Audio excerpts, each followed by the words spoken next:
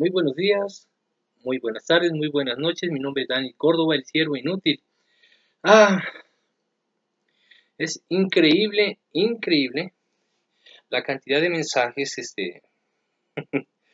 ah, obscenos, ¿verdad? Algunos tengo que bloquearlos. Y bueno, ya no me está molestando.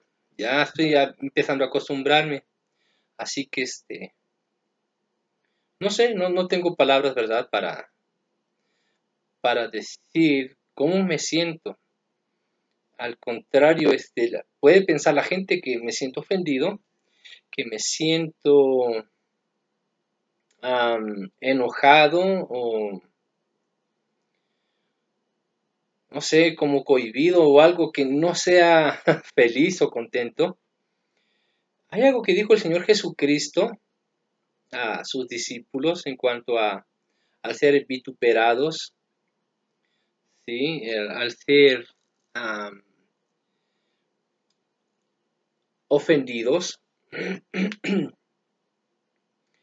Pero bueno, es naturaleza de un católico así. Escribir groserías, escribir ofensas, sí, porque hasta ahorita, amigo católico, mire que a usted nunca le he atacado, a usted como creyente, a usted como laico, no los he ofendido, ¿verdad?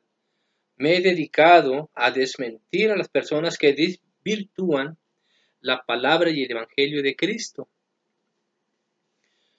sí, a aquellos que hablan mal de los protestantes, ¿verdad? Que a nosotros nos llaman protestantes, que como protestantes, como movimiento religioso no existe, ¿sí? De hecho, hice un video titulado Juan el Bautista y Jesucristo, los primeros protestantes. Y vean, se los recomiendo, porque ellos fueron los primeros protestantes. Ahora ya, no quiero decir que ellos hicieron un movimiento religioso llamado religioso protestante, no. El ser protestante no es ser miembro de una religión. Ser protestante habla del carácter de una persona que protesta, ¿sí? Ahora, vean por qué Jesús y por qué Juan el Bautista fueron los primeros protestantes. Bueno, entonces ellos se rebelaron contra un sistema religioso corrupto. Bueno, nosotros, los cristianos evangélicos, somos protestantes porque estamos protestando contra un sistema religioso corrupto, que es el sistema católico romano, ¿sí? Y hay algo que la Biblia siempre ataca, hasta el Génesis, hasta el Apocalipsis, que es el libro de la revelación. Y ya cuando habla de los tiempos futuros y del castigo de Dios en contra de la humanidad que no le aceptó. Y hay algo que siempre se atacó en toda la Biblia fue la idolatría. Ahora, la Iglesia Católica dice que no es idolatría.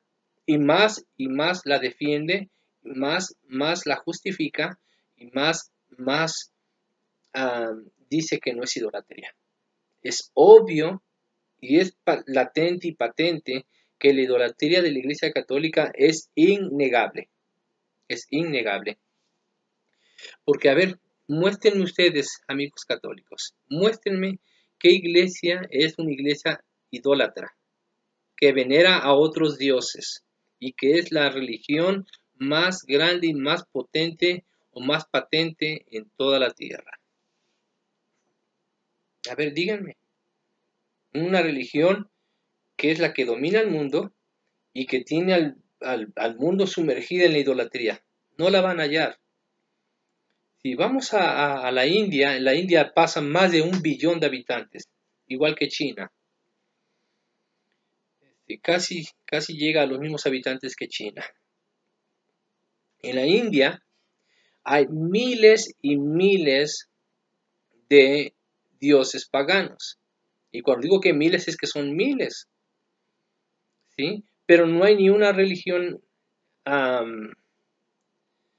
de grandes proporciones. ¿Qué quiero decir? Al haber tanto dios pagano en la India, Y obviamente las religiones están divididas y son muchas. Entonces, cada religión de ahí es una religión débil, que sus seguidores no pasan de millones, porque son miles y miles los dioses que tienen. Entonces, la religión musulmana, el Islam, ¿sí? Los musulmanes no son idólatras. Aunque adoran a Alá, Alá no es Dios, de cualquier manera, no son idólatras. ¿Sí? No estoy diciendo que Alá sea Dios, no. Alá no es Dios. Pero los musulmanes no son idólatras, no tienen más Dios que Alá. Entonces, no puede ser la religión, aunque tenga millones y millones, porque tiene más miembros que la Iglesia Católica. Entonces, los musulmanes no son idólatras. Ahora, vayamos a China. Allí hay un movimiento muy grande que el 90% de los chinos sigue, que es el budismo. El budismo no es una religión, según ellos, es un concepto filosófico. Bueno, este movimiento filosófico, ¿sí?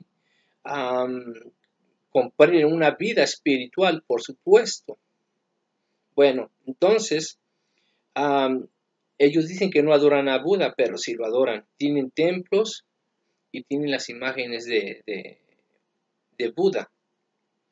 Bueno, pues ellos dicen que son ateos, ¿sí? Que no creen en Dios. Bueno, más bien serán incrédulos, porque el ateo cree en Dios, pero se opone a Dios. Por ejemplo, el anticristo cree en Dios, pero es ateo. ¿Por qué? Porque se opone a Dios. Por eso es ateo.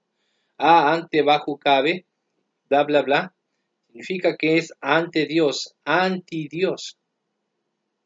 Anticristo. El anticristo cree en Dios, cree en Cristo, pero es anticristo. ¿Sí? No es incrédulo.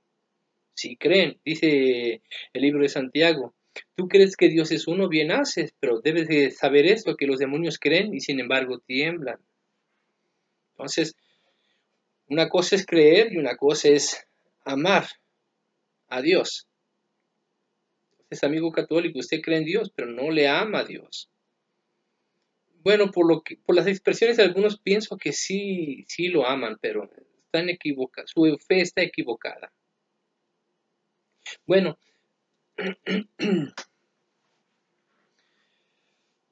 a lo que voy es esto. Desafortunadamente, la comunidad católica está preparada ya para no creer en la Biblia. Cuando ya no tiene argumentos, lo que tiene que hacer es atacar ahora a la Biblia, no solamente al protestante, sino a la Biblia. Mentiroso, ¿cuándo decimos eso? Precisamente cuando usted dice, es que en la Biblia no todo está escrito en cuanto a lo que hizo Dios, a lo que hizo Jesús. No, obviamente no. Pero toda la palabra de Dios en cuanto a mandamientos está escrito. ¿Por qué? Porque no son muchos los mandamientos, son pocos. Son solamente 10 mandamientos. ¿Ustedes creen que 10 mandamientos no caben en la Biblia? Claro que caben en la Biblia. Ahora, usted, amigo católico, como católico, usted es libre de creer y de practicar lo que usted quiera. ¿Sí? Si aún como católico usted me dice, yo quiero adorar a Satanás y a ti qué te importa, bueno. Si me dicen eso, yo los dejo en paz. Pero si me dicen, bueno, yo quiero adorar a Satanás, pero Dios no lo prohíbe, bueno, ahí voy a tener que contradecir y decirte, no, que estás equivocado. ¿Sí? Es lo mismo con María. Bueno, nosotros queremos honrar a María. Ok, está bien. Nosotros queremos honrar y tenerla como nuestra madre. Ok, está bien. Pero si me dices, amigo católico, ¿qué es lo que enseña la escritura? ¿Qué es lo que enseñaron los apóstoles? ¿Y qué es lo que practicaron los primeros cristianos de la iglesia primitiva? Entonces ya te voy a tener que desmentir, porque eso no es cierto. Este video lo voy a titular el recetario de Gibran. ¿Por qué? Ahorita van a ver por qué le llamo el recetario de Gibran. Voy a pasar este video donde aquí él sale haciendo cierto comentario. Y veamos de qué se trata. Ya van 10 minutos de mi video y voy a desperdiciar otros casi 7 minutos pasando este que vamos a ver aquí. Nada más escuchen y pongan atención, y aquí voy a refutar yo con la Biblia.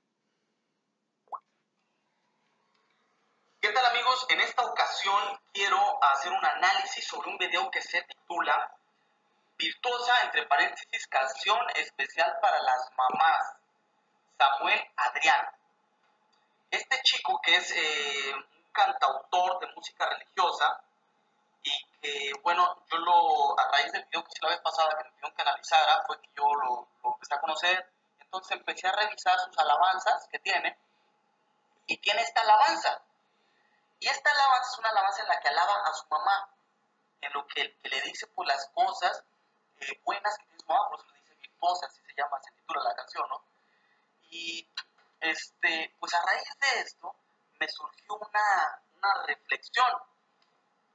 Cada 10 de mayo se nos enseña, 10 de mayo en México, en otros países, me imagino serán otras fechas, para festejar a las mamás. Se nos enseña desde chicos, desde la escuela, desde la casa, que le vamos a bailar, que le vamos a cantar, que le vamos a dar un regalo, que le vamos a llevar flores a nuestra mamá. Y eso es la cosa más normal del mundo, nadie piensa que eso sea idolatría. Entonces, la pregunta es, ¿por qué hay personas que se les dificulta tanto que expresemos nuestro amor a la madre de nuestro Señor Jesucristo? ¿Por qué? ¿Por qué se les dificulta tanto pensar que nosotros la veamos como nuestra mamá?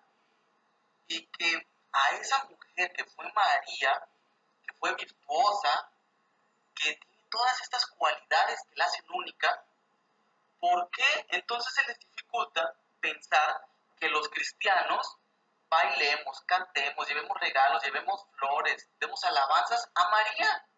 Si es lo que se nos enseña a hacer con nuestra mamá, ¿qué de raro tiene que lo hagamos con la mamá de nuestro Señor?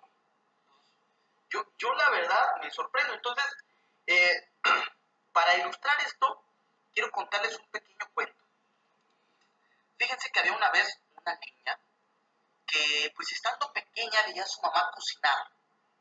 Y ella un día, queriendo ayudarle, fue y tomó el cuchillo. Y lo que recibió de su mamá fue un tremendo grito y un manotazo. ¿Por qué? Porque la mamá quería protegerla.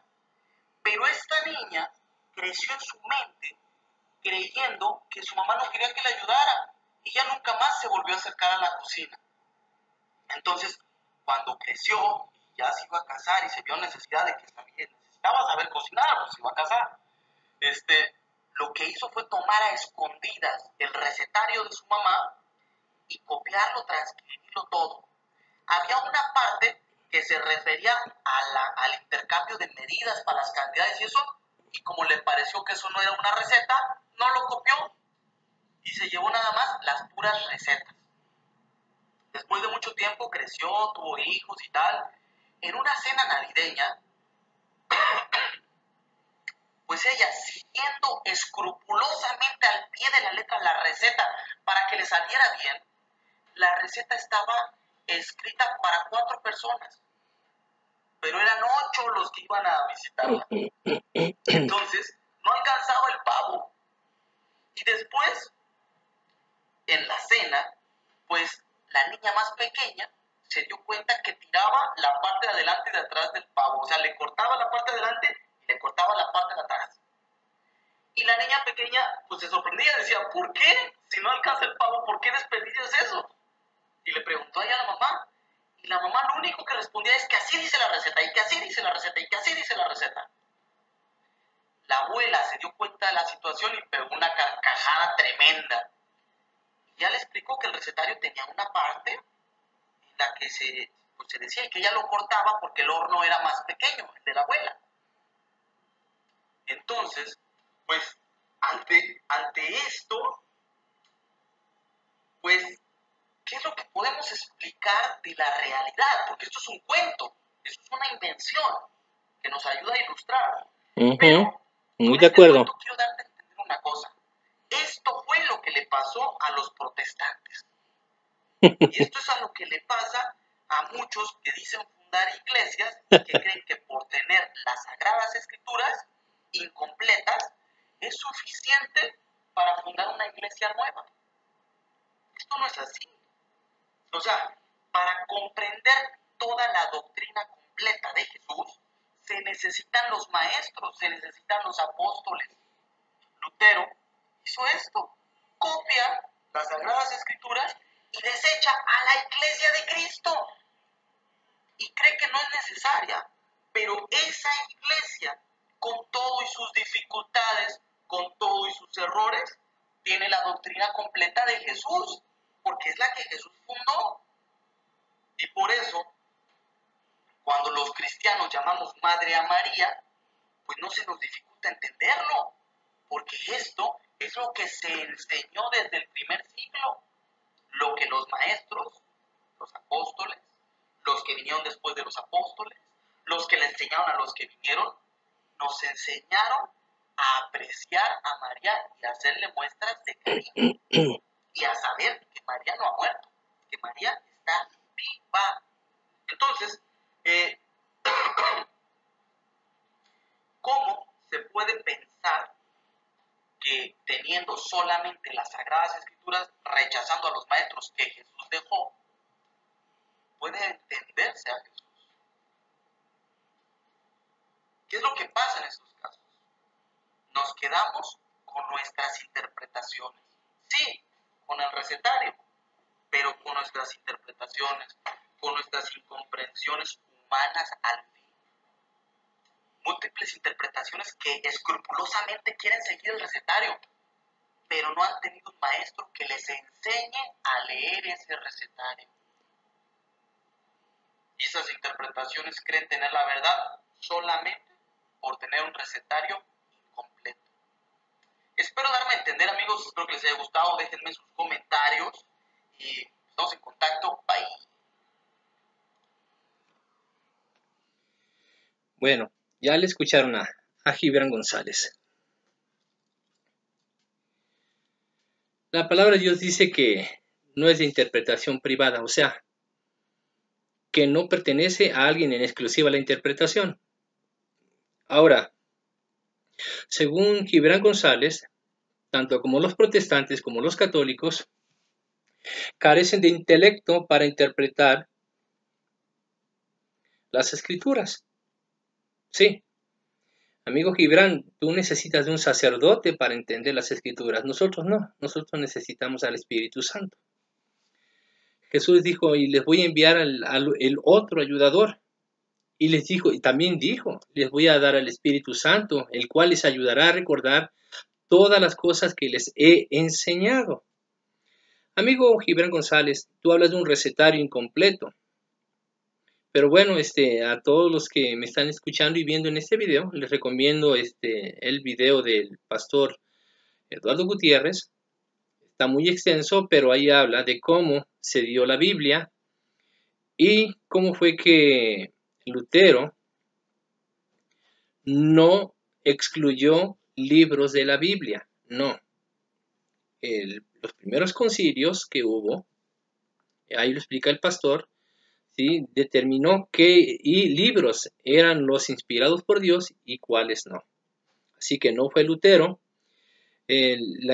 Los judíos conocen su Biblia, porque es de ellos. Jesucristo dijo que la salvación viene de los judíos conocen sus libros sagrados.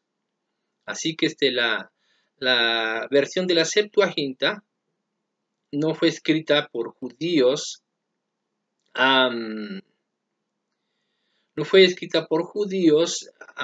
pertenecientes a la fe judía. Fueron judíos de raza, de nación, pero no eran de la religión judía. ¿Sí? Y no porque se haya escrito en griego y porque los otros libros hayan sido escritos en hebreo, no, de eso no se trata. Se trata de una observación, de un estudio minucioso para haber determinado qué libros eran los correctos y los inspirados por Dios y cuáles no. Así que no fue Lutero el que excluyó los libros apócrifos o los deuterocanónicos. ¿Saben qué significa deuterocanónico? ¿Qué significa canon? ¿No saben qué significa canon? Ok, entonces les invito a que escudriñen el diccionario y que busquen el significado de canon. ¿Sí? Bueno, deuterocanónico. Deuteros o deuteros del griego se dice otra vez. ¿Sí? Por ejemplo, tenemos el libro de Génesis, Éxodo, Levítico y Deuteronomio. Bueno, nos faltó números, ¿verdad? Entonces es Génesis, Éxodo, Levítico, Números y Deuteronomio. Deuteros. Wow. Ok, Levítico es el libro de la ley. ¿Sí? Es el libro de la ley. Deuteronomio, ¿sí? Deuteros, otra vez, deuteros significa otra vez y nomos, ley. Significa otra vez la ley. Bueno, entonces deuterocanónico significa otra vez ¿qué? ¿Qué significa canónico o canon? Investíguelo. Bueno, significa que repitieron o dieron otra vez el canon. ¡Wow! Otra vez el canon. ¿Por qué le llaman deuterocanónicos? Así lo dice la Iglesia Católica, que es los libros deuterocanónicos. No, nosotros no lo decimos. Nosotros le llamamos apócrifos. ¿Qué significa apócrifo? Bueno, también se lo encargo de tarea. Búsquelo. Busque el significado de apócrifo. Y si es posible su etimología, busque su etimología. Nosotros los cristianos evangélicos, los protestantes, les llamamos apócrifos, no les llamamos deuterocanónicos, pero la Iglesia Católica les llama deuterocanónicos. ¿Por qué le llaman deuterocanónicos? Porque es otra vez el canon. ¿Cómo que otra vez? ¿No se supone que ya habían hecho un canon?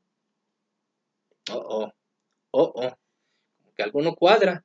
¿Es un canon o cuántos cánones fueron? Amigo Gibran, ¿sabes cuántos cánones fueron para haber sido ya establecidos como libros sagrados? Porque debió haber habido uno antes de los deuterocanónicos. Bueno, ahora siguiendo esto al recetario y al cuento. Gibran González da dos cuentos muy grandes. ¿Sí?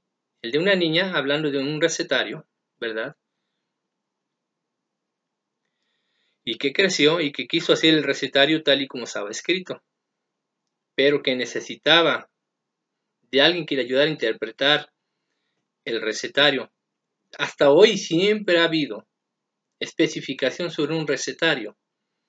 Si la comida que se va a preparar es para 2, para 4, para 8, para 12 o para 20 personas. Nada de lo que se escribe carece de una idea o un mensaje central. Siempre dice hasta arriba, ¿verdad? Comida para 2 personas, comida para 5 personas, comida para 10 personas. Nadie escribe algo, nadie absolutamente escribe algo sin poner la idea central de lo cual se está haciendo. Así es la Biblia. La Biblia no es un recetario, la Biblia es un manual de vida. Y un manual de vida nunca queda incompleto. Así como tenemos aparatos como televisiones, computadoras y un montón de cosas hoy en día, siempre vienen con un manual de operaciones. Y nunca vienen incompletos, nunca. Y nadie, yo al menos, ¿verdad? Si viene en español, yo no voy a pedir que alguien me interprete el manual. Tengo que leerlo cuidadosamente y aprenderme cada una de las funciones del artefacto que estoy queriendo operar. Igualmente, así es un recetario. Un recetario nos da las medidas, ¿verdad?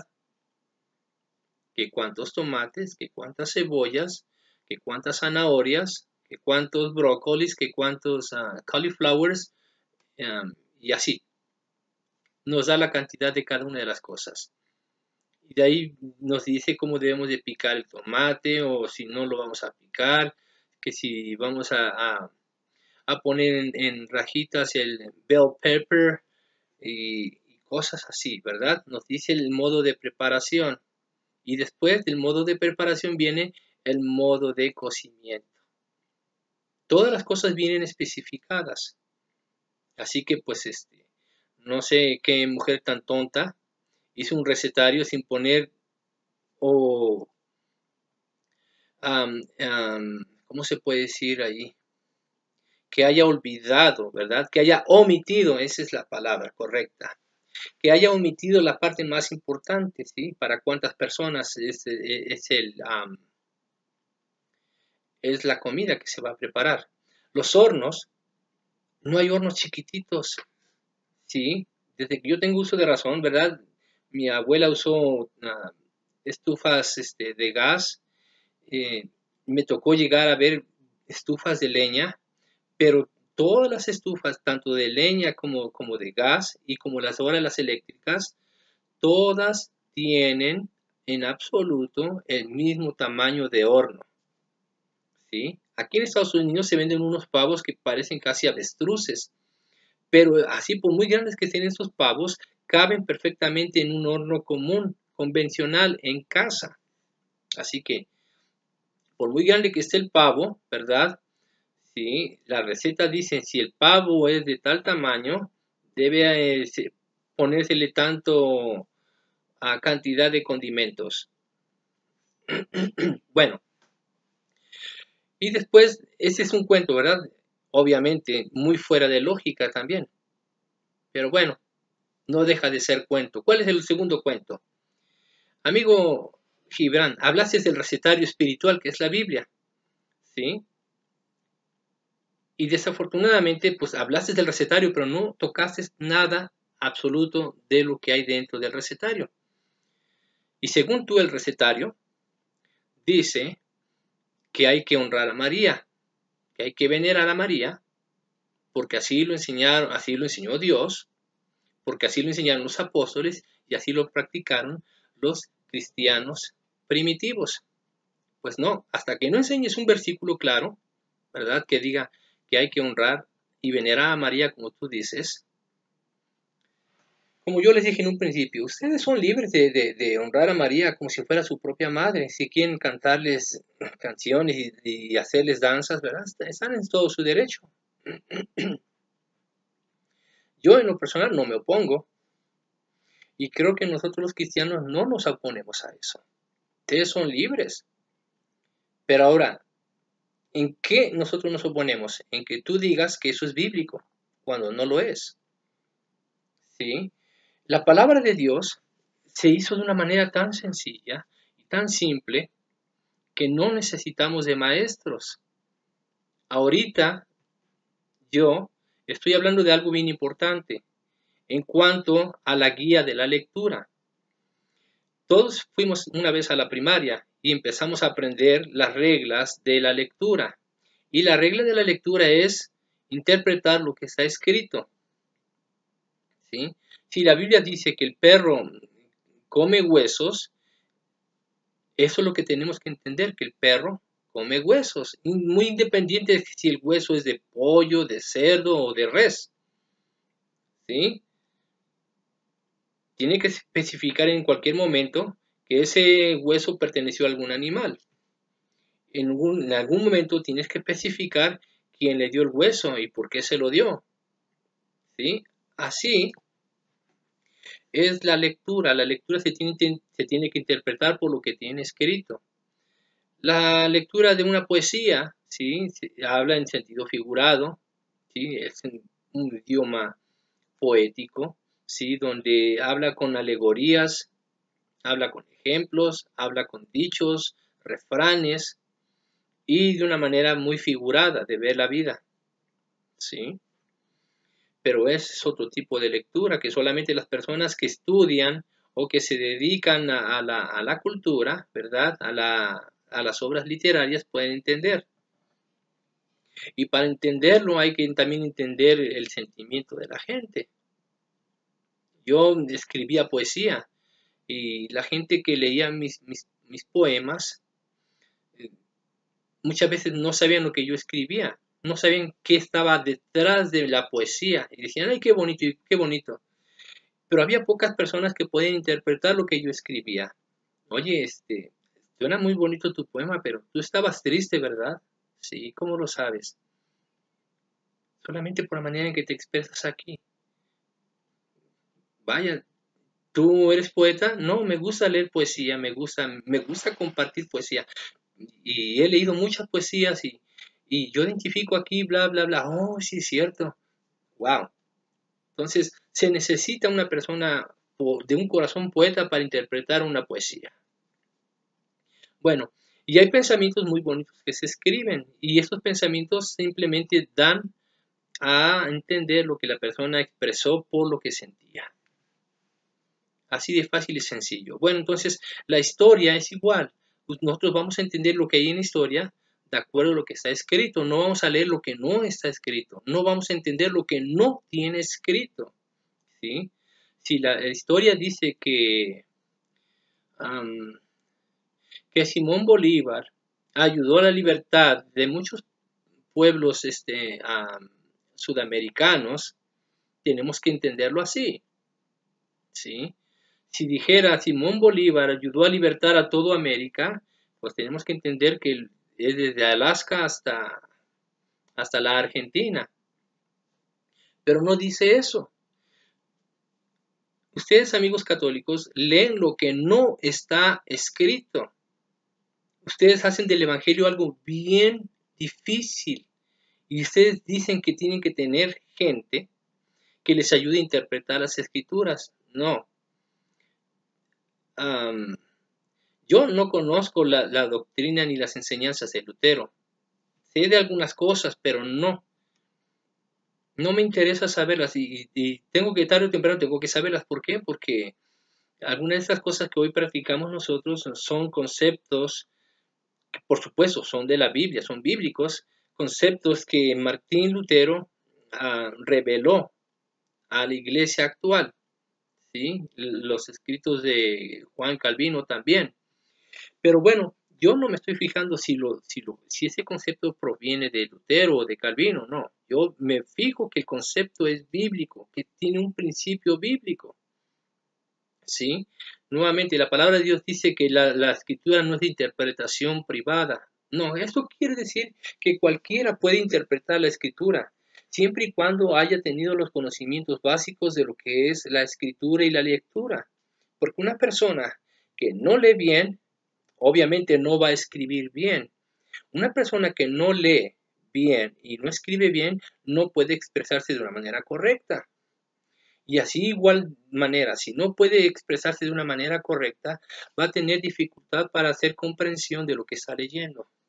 Me he topado con muchos católicos que por más que les digo, ¿qué dice aquí? No, es que dicen otra cosa diferente. Digo, no, es que tú estás repitiendo lo que te enseñaron en la iglesia católica, pero ahí no dice eso. No, pero es que ahí está muy claro. No está claro. No dice eso. Y necios, y necios, y necios. Termino con esto porque ya llegué a 33 minutos y no quiero ir más allá de 40 minutos. El ejemplo que siempre les doy. ¿Qué dice en la cita bíblica donde habla de la última cena de Jesucristo? Vamos a leerlo. Según lo que sucedió en la última cena, según el apóstol Pablo le fue revelado, porque a Pablo le fue revelado. Pablo no estuvo con Jesucristo ni con los demás apóstoles. A él le fue revelado. No es como dice el sacerdote Toro y algunos apologetas católicos, que Pablo recibió el evangelio de los apóstoles de Pedro. No, ahorita se los voy a desmentir. Pero primero vamos a esto, ¿verdad? Donde dice aquí 1 Corintios 11.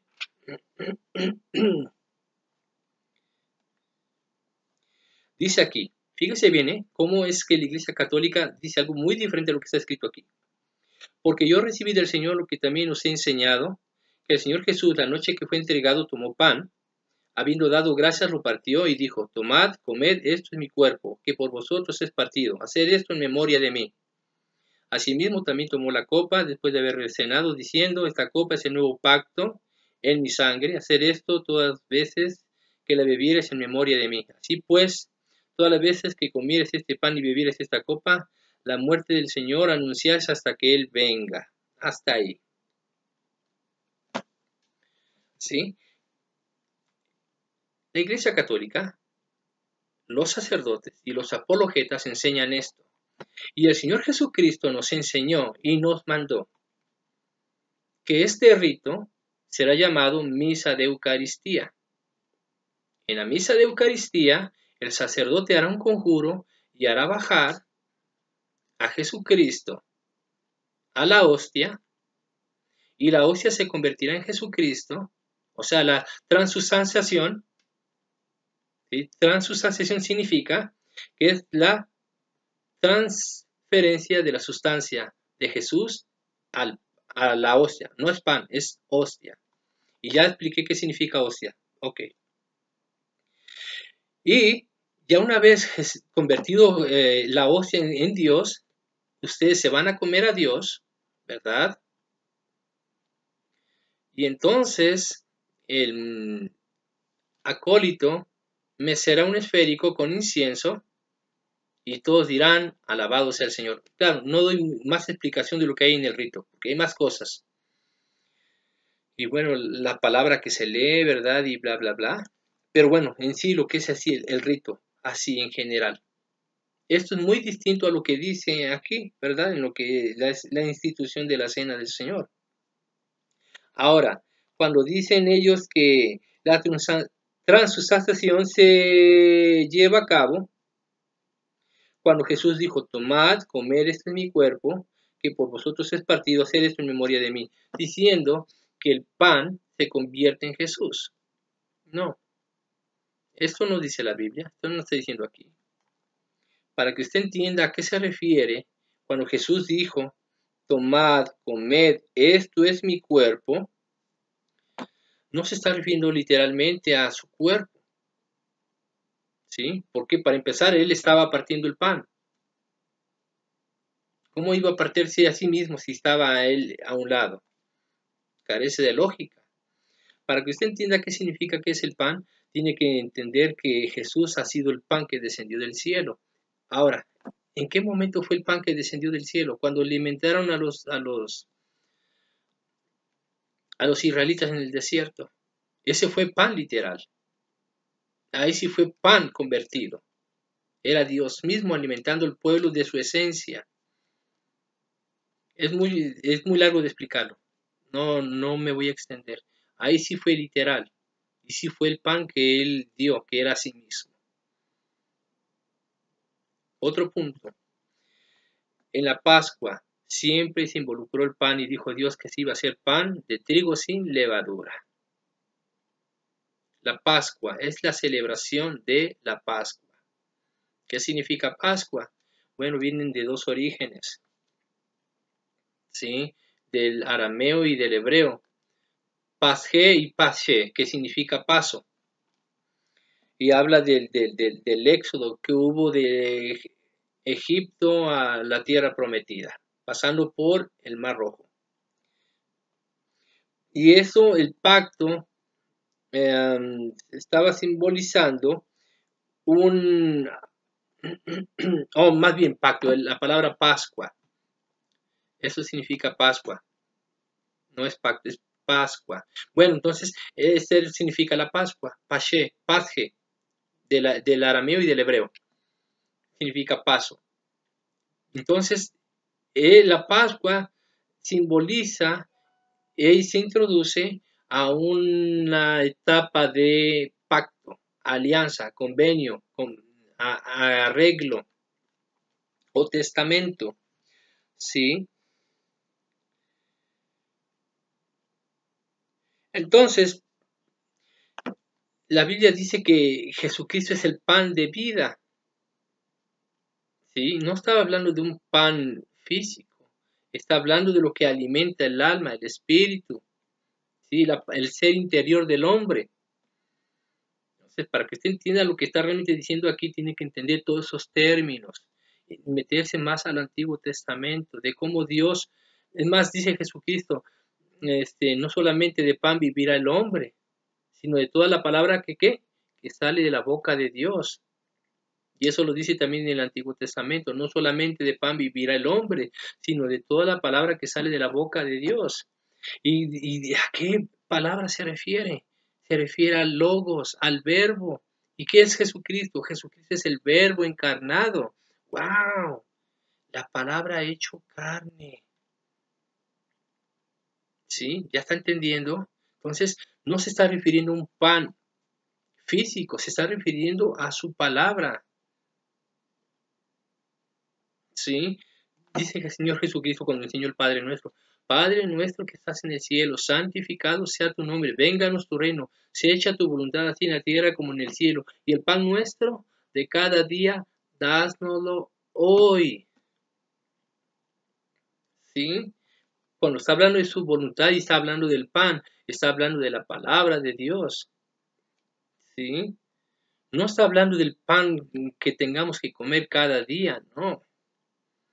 Porque de alguna u otra manera nosotros tenemos y hemos comido sin dejar de comer un día, pero hay gente que no ha comido.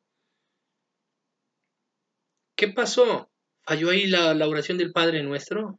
No, no falló. Cuando el hombre no puede comer el pan físico, está la palabra de Dios para sostenerle y ponerle firme. ¿Sí? A eso se refiere el pan, la palabra de Dios. Bueno, y tiene más significados, tiene más, pero no se está refiriendo a que el pan se iba a convertir en Cristo o en Dios. Es algo muy tonto. ¿Sí? Cuando Jesús dice, y el que no come mi carne, mi sangre, no puede tener vida eterna. Entonces, ¿por qué los apóstoles no se comieron a Jesús después del sacrificio en la cruz?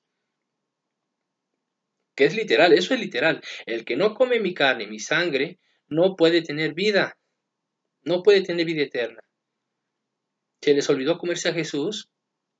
No, porque eso entendieron los judíos. ¡Ay! Este quiere que nos comamos su carne.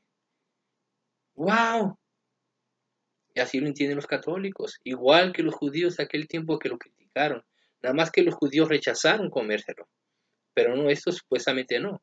Estos antropófagos se lo quieren comer, pensando que está en la hostia. No, eso no es así. Todo lo que acabo de decir no está en la escritura. Lo leen muy diferente.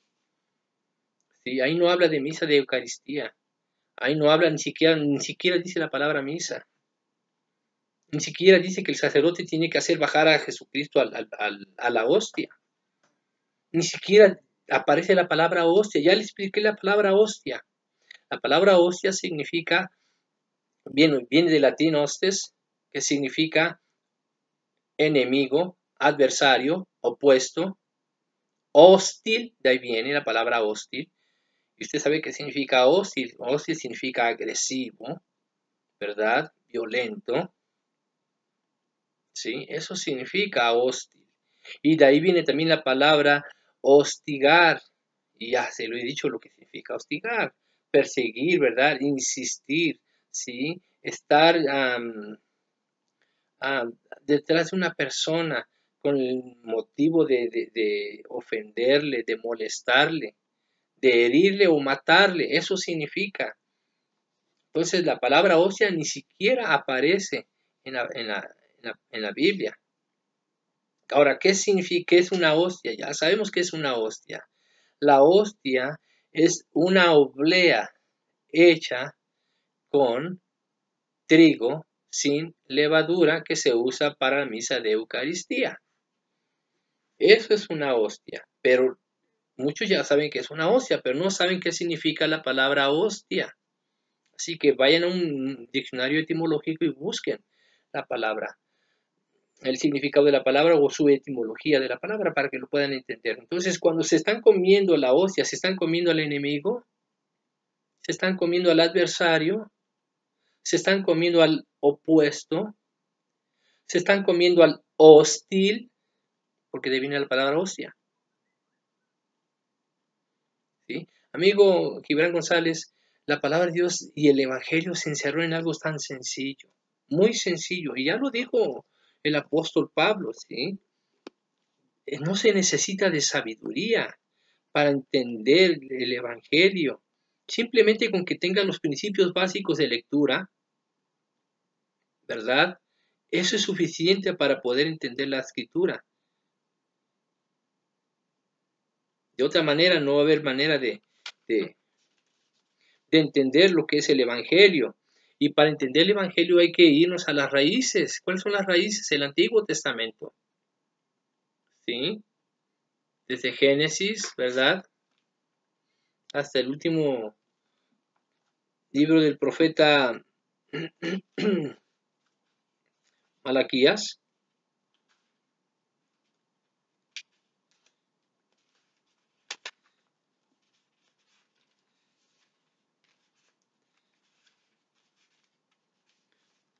Sí, es Malaquías. Bueno, en nuestra Biblia el último es Malaquías. Ahora, fíjate bien lo que dice aquí la escritura, Gibran.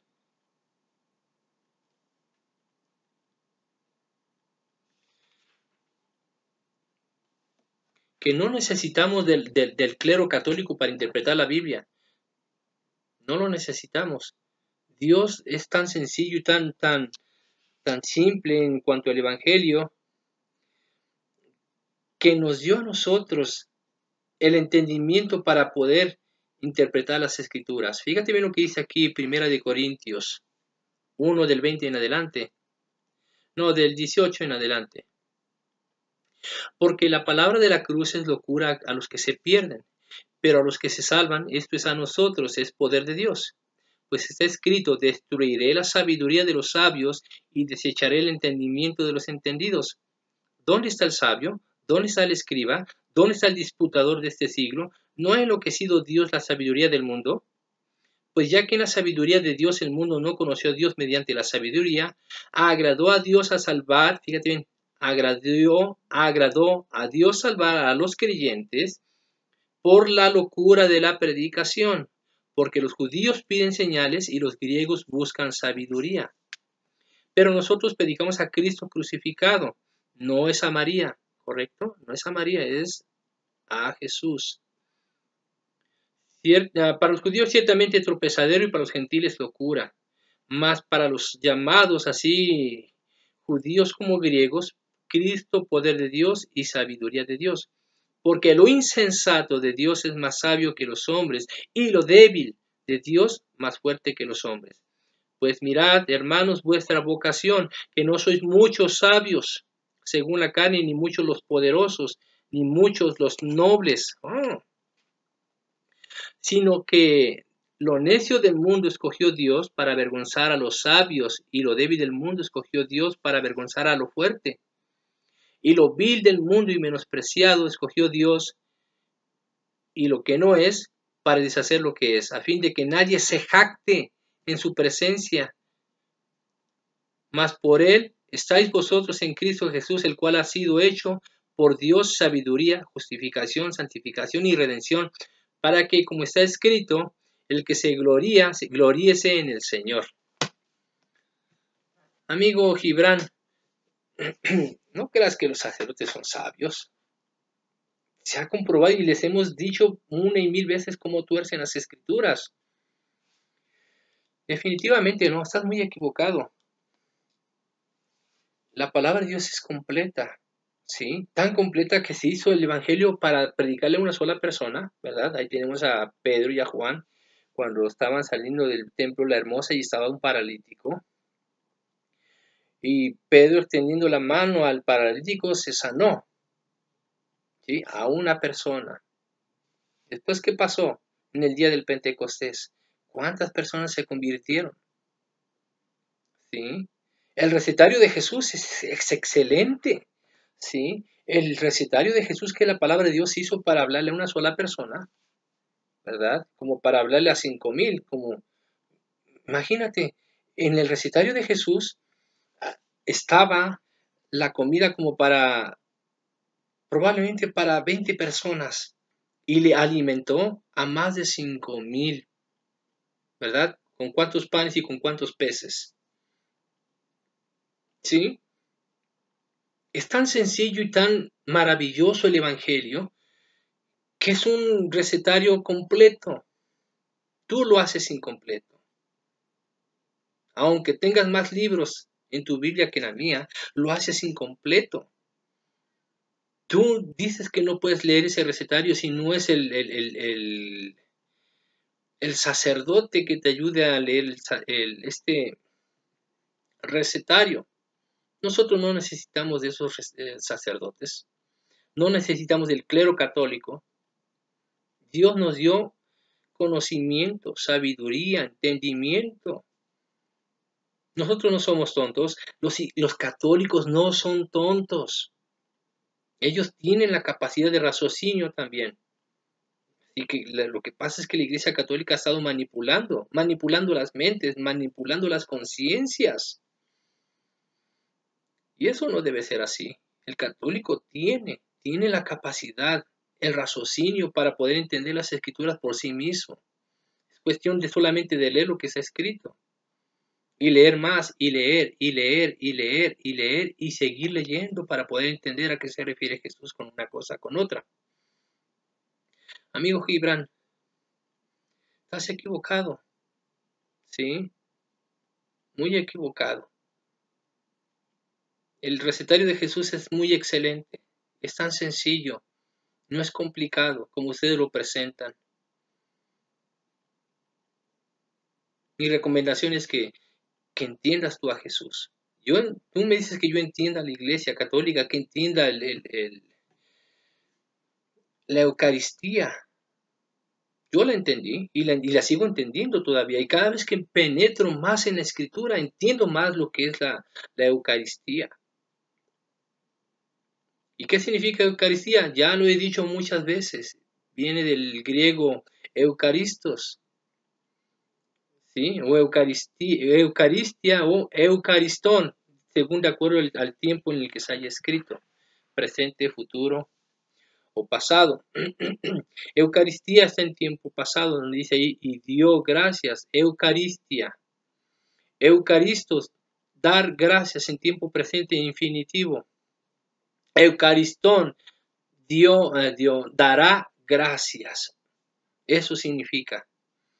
¿Sí? Entonces, y la palabra gracias es la palabra caris. ¿Sí? Y la palabra gracia es cari, que significa don, regalo. Entonces, gracia también significa dar.